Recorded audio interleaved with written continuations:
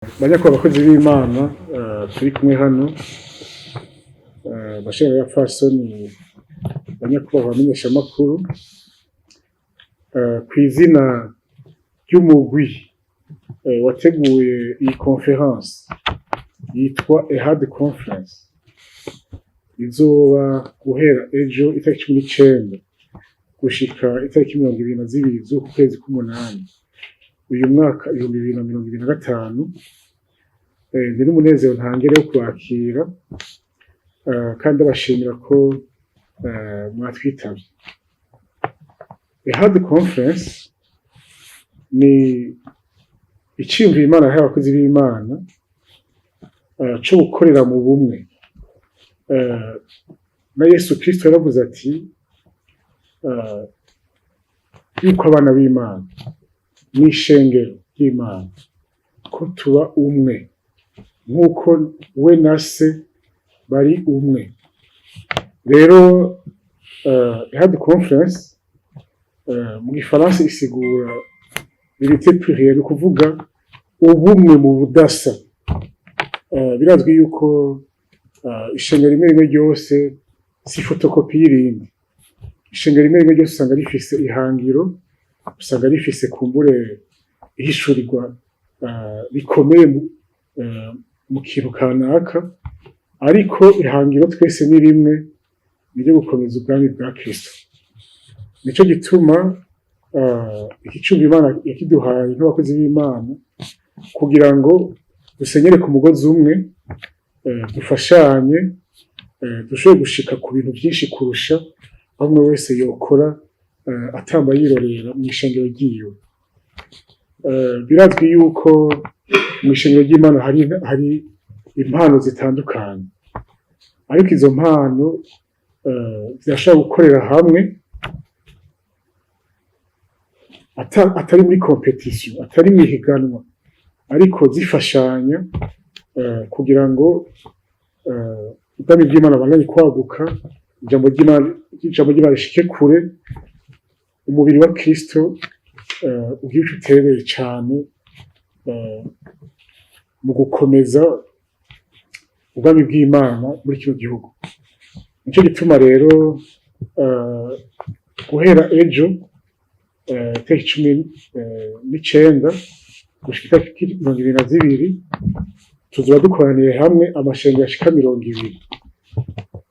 Ubwa mbere twatanguye edition ya mbere yo mu 2023 yatanguwe n'amashengero 6, ariko hazoba amashengero ashika 20 yagiye hamwe kugira ngo dushobore guhimbaza dutazira Imana, gushinga intahe, habe inyigisho, hanyuma habe ibiyago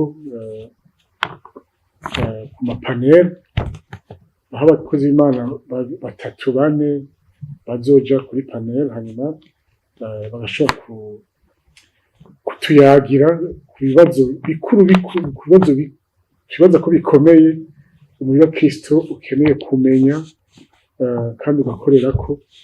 Bimwe usanga bitera ibibazo, ibindi kumwe ugasanga ntitubikorera ko cane, kandi bishobora gutuma umubiri wa Kristo ushika ukomera cane mu kino gihugu. Tuzokorera ku bintu 5. Ica mbere ni ukungene uburongozi bwogenda burahererekanwa mu runganwe, uko urunganwe rukurikirana. Ico ni ikibazo gikomeye gikunda kugora amashengero, ukungene uburongozi bwogenda burahererekanwa urugero ku rundi. Hanyuma ica kabiri ni ugutorera umuti, ingene ibibazo vyotererwa umuti, ibibazo indani mu mashengero n'ibibazo bishobora kuba hagati y'amashengero. Turazi ko ivyo bikunda gutera ikibazo muri kino gihe, ugasanga hariho n'amamanza ari mu butungane ateko vyateza kumera twaje ijambo ry'Imana. Hanyuma ikindi kigira 3 ni uruhara rw'umukenyezi nk'inkingi ikomeye ituma umurimo w'Imana utera imbere. Tuzobirabira hamwe abakenyezi bafise uruhare rukomeye na Yesu Kristo ariko akwiye kuba ngaha kw'isi hariho abakenyezi bamushigikira. Rero uruhare rw'umukenyezi ni ntangere. Hanyuma ubwa nyuma hariho ikintu tuzokorerako ni ugusengera igihugu. Gusengera igihugu murazi ko Imana idusaba gusengera abatware, abaturongora. No gusengera igihugu novuga ko ni igikorwa c'umwenegihugu wese. C'est une action citoyenne ku mwana w'Imana. Ivyo byo tuzobabira hamwe muri ino minsi. Hanyuma rero nkaba numva ntorangiza ntabashimiye cane ko mwitavye ino conférence de presse, ndanabatumirira ko mushobora kuza ubwa mbere nk'abakristo kugira ngo mushobore kuba muri ivyo bihe mari natwe, kandi mwongere mumenyekanishe ibizobikurira. Imana iraheza.